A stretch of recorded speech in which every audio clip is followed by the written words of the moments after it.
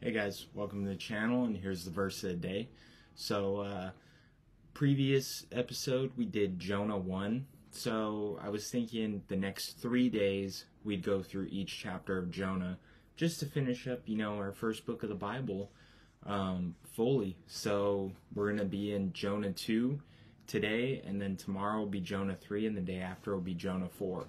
So we'll pick right up off, where Jonah ended. He got swallowed. They threw him into the ocean to calm the seas. So here, chapter 2, verse 1, then Jonah prayed to the Lord his God from the fish's belly. So Jonah cries out to God for help from the fish's belly. He likens it to being saved from Sheol, hell. So he says, I cried out to the Lord because of my affliction, and he answered me. Out of the belly of Sheol I cried, and you heard my voice. So he's praying to God fervently. He's like, crying out to him, just like, please, Lord, help me. It's like, I guess being in the depths of Sheol or being in the depths of the fish's belly is like Sheol to him, like hell. It would be like being in hell and crying out to God, but also kind of like down in the deep depths of life, like grief. Maybe a death in the family, or maybe you lost your job, maybe you got fired, maybe you did something you weren't supposed to and you got in trouble, a broken relationship, just anything where you're in the deep of it, you're in the thick of it, and the only thing you can do is cry out to God for help. And that's what Jonah's doing here. He's in the belly of this fish and he's just crying out to God like, Lord, please help me. We move on. For you cast me into the deep, into the heart of the seas, and the floods surrounded me. All your billows and your waves passed over me. So, he was in a terrible ocean surrounded by crashing waves and terrible winds as he was swallowed up.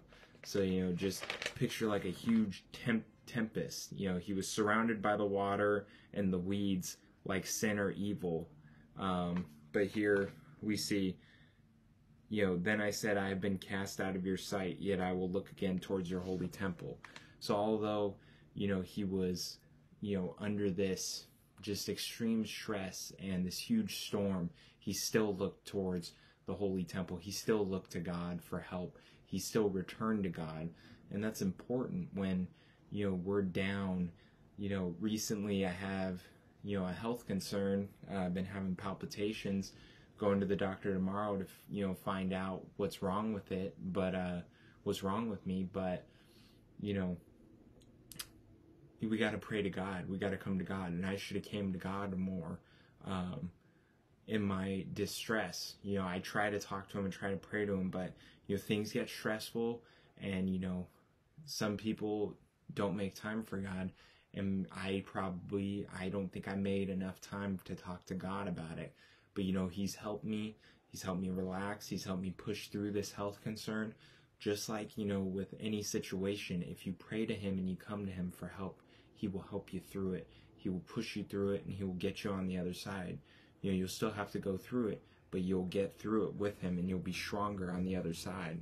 These crashing waves and everything coming over Jonah are like the waves of life just crushing you down, knocking you down. Maybe you have school, maybe you have a full-time job, maybe you have all kinds of stuff that's stressing you out.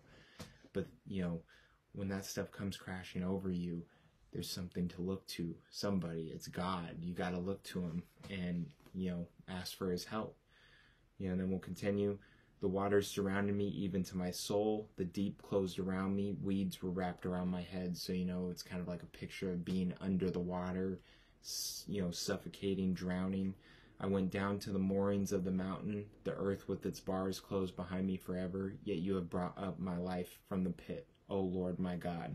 So, he was brought up out of the pit and he was saved by God. He knew that God would save him. When my soul fainted within me, I remembered the Lord, and my prayer went up to you in your holy temple. So he was pained to be separated from God.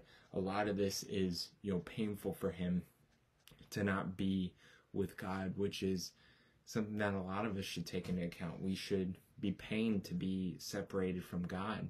But he looked to the temple to pray, and he knew God would deliver him from this. He knew that God would be there for him. And then those who regard worthless idols forsake their own mercy.